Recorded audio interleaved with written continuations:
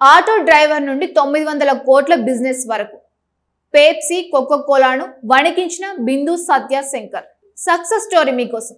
Hello friends, welcome back to our channel. ఒక auto driver 12వ తరగతి చదువు ఆపేసిన యువకుడు. చేతిలో డబ్బులు లేవు, పెద్ద డిగ్రీలు లేవు, బిజినెస్ బ్యాక్గ్రౌండ్ లేదు, కానీ ఒక చిన్న ఐడియా నమ్మాడు.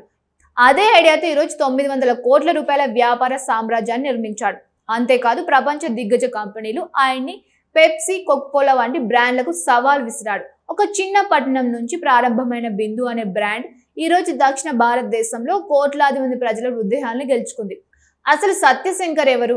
ఆటో డ్రైవర్ నుంచి వ్యాపార దిగ్గజంగా ఎలా ఎదిగారు? ఆయన జీవితాన్ని మార్చిన ఒక కొత్త ఐడియా ఏమిటి? పెప్సీ, కోకోకోలా మధ్యలో బిందు ఎలా నిలబడగలిగింది? ఈ వీడియోలో పూర్తిగా తెలుసుకుందాం.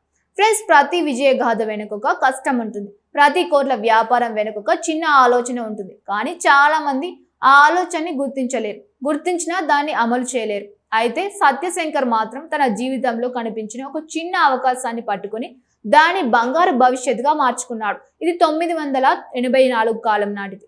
కర్ణాటకలోని ఒక సాధారణ కుటుంబంలో పెరిగిన సత్యశంకర్ 12వ తరగతి వరకు మాత్రమే చదివారు. కుటుంబ ఆర్థిక పరిస్థితులు బాగోకపోవడంతో చదువు కొనసాగించలేకపోయారు. చాలా మంది యువకులు అలాంటి పరిస్థితుల్లో నిరాశకు గురవుతారు. కానీ సత్యశంకర్ మాత్రం పరిస్థితులను నిందించలేదు. తన జీవితాన్ని మార్చుకోవాలని నిర్ణయించుకున్నారు. ఆయన తండ్రి ఒక చిన్న గ్రామంలో పూజారి. ఇంటి పరిస్థితులు అంతంత మాత్రంగానే ఉండేవి. కానీ కుటుంబాన్ని ఆదుకోవాలనే బాధ్యత సత్యశంకర్ భుజాలపై పడింది. అదే సమయంలో ప్రభుత్వం ద్వారా ఒక చిన్న రుణం తీసుకుని ఆటో రిక్షా కొనుగోలు చేశారు. డ్రైవింగ్ లైసెన్స్ తీసుకుని ఆటో డ్రైవర్గా తన జీవిత ప్రయాణాన్ని ప్రారంభించారు. ఫ్రెండ్స్, చాలా మంది విజయవంతమైన వ్యాపారవేత్తల జీవితాల్లో ఒక కామన్ విషయం ఉంటుంది. వారు తమ చుట్టూ జరిగే విషయాలను చాలా జాగ్రత్తగా గమనిస్తారు. సత్యశంకర్ కూడా అలాంటి వ్యక్తి. ఆటో నడుపుతూ కేవలం ప్రయాణికుల్ని మాత్రమే తీసుకువెళ్లలేదు, వారి అలవాట్లను కూడా గమనించారు. కొంతకాలం తర్వాత ఆటోను అమ్మి అంబాసిడర్ కార్ కొనుగోలు చేసి టాక్సీ డ్రైవర్ గా మారారు. ఇక్కడే ఆయన జీవితంలో ఒక కీలక మలుపు తిరిగింది. ఆయన టాక్సీలో ఎక్కువగా విదేశీ పర్యాటకులు ప్రయాణించేవారు. ఒక విషయం ఆయన్ను ఆశ్చర్యపరిచింది. ఎక్కడికి వెళ్ళినా వారు ముందుగా కొనేది ఒక వాటర్ బాటిల్ మాత్రమే. వాళ్ళు టీ తాగకపోయినా, కాఫీ తాగకపోయినా, చల్లని పానీయాలు తాగకపోయినా తప్పకుండా ప్యాకెట్ డ్రింకింగ్ వాటర్ కొనేవారు. అప్పుడు సత్యశంకర్ మనసులో ఒక ఆలోచన మెదిలింది. స్వచ్ఛమైన తాగునీటికి ఇంత డిమాండ్ ఉంటే ఇది పెద్ద వ్యాపారంగా మారే అవకాశం ఉందని ఆయన గుర్తించారు. ఫ్రెండ్స్, ఇదే చాలా మందికి కనిపించని అవకాశం. మన కళ్ళ ముందే అవకాశాలు ఉంటాయి, కానీ వాటిని వ్యాపార అవకాశాలుగా చూడడం కొందరికి మాత్రమే సాధ్యమవుతుంది. సత్యశంకర్ అలాంటి వ్యక్తి.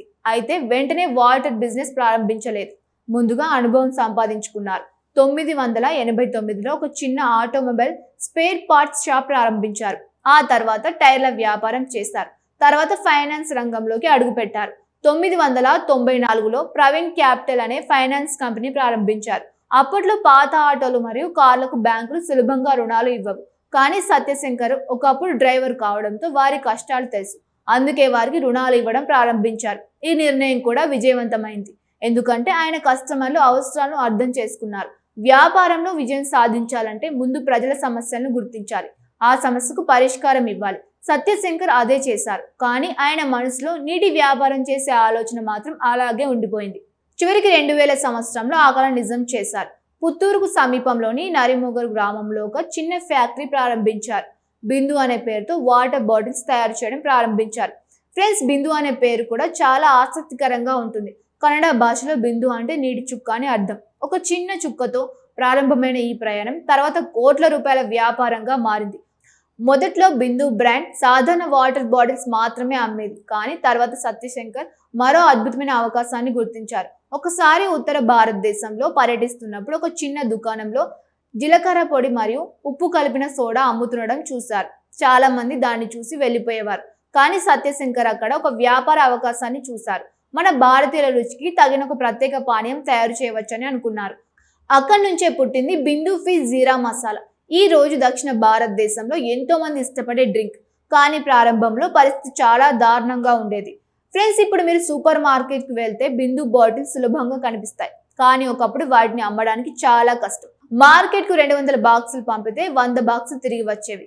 దుకాణదారులు కూడా పెద్దగా ఆసక్తి చూపేవారు కాదు, ఎందుకంటే మార్కెట్లో ఇప్పటికే పెప్సీ, కోకోకోలా వంటి అంతర్జాతీయ దిగ్గజాలు ఉన్నాయి. కోట్ల రూపాయల ప్రకటనలు, భారీ మార్కెటింగ్, ప్రపంచ స్థాయి బ్రాండింగ్. అలాంటి కంపెనీలతో పోటీ పడడం అంటే చిన్న విషయం కాదు. కానీ సత్యశంకర్ వెనక్కి తగ్గలేదు. ఆయన దగ్గర కోట్ల రూపాయల ప్రకటనల బడ్జెట్ లేదు, టీవీ యాడ్స్ లేవు, సినీ తారలు లేరు. ఆయన ఒక వినూత్నమైన పద్ధతిని ఎంచుకున్నారు. హైవేల పక్కన గోడలపై పెయింటింగ్లు వేయించారు, చిన్న పట్టణాల్లో ప్రచారం చేశారు, స్థానిక రుచిని ప్రజలకు పరిచయం చేశారు. మెల్లగా ప్రజలు బిందు జీరా మసాలా రుచిని ఇష్టపడడం ప్రారంభించారు. ప్రత్యేకంగా మసాలా ఆహారం తిన్న తర్వాత బిందు జీరా సోడా తాగడం అలవాటుగా మారింది. ఇది సాధారణ డ్రింక్ కాదు, ఒక స్థానిక రుచికి ప్రతీకగా మారింది. ఫ్రెండ్స్, ఇక్కడే సత్యశంకర్ విజయం దాగి ఉంది.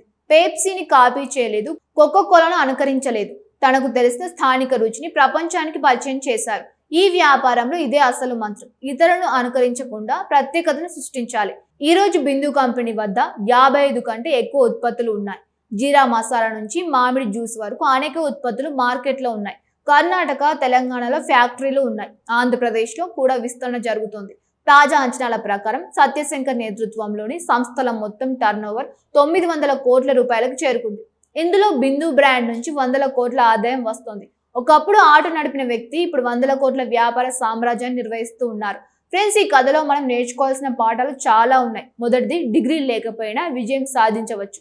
రెండోది, అవకాశాలు మన చుట్టూనే ఉంటాయి, వాటిని గుర్తించాలి. మూడోది, కష్టకాలంలో వెనక్కి తగ్గకూడదు. నాలుగోది, స్థానిక అవసరాలను అర్థం చేసుకుంటే ప్రపంచ స్థాయి వ్యాపారం నిర్మించవచ్చు.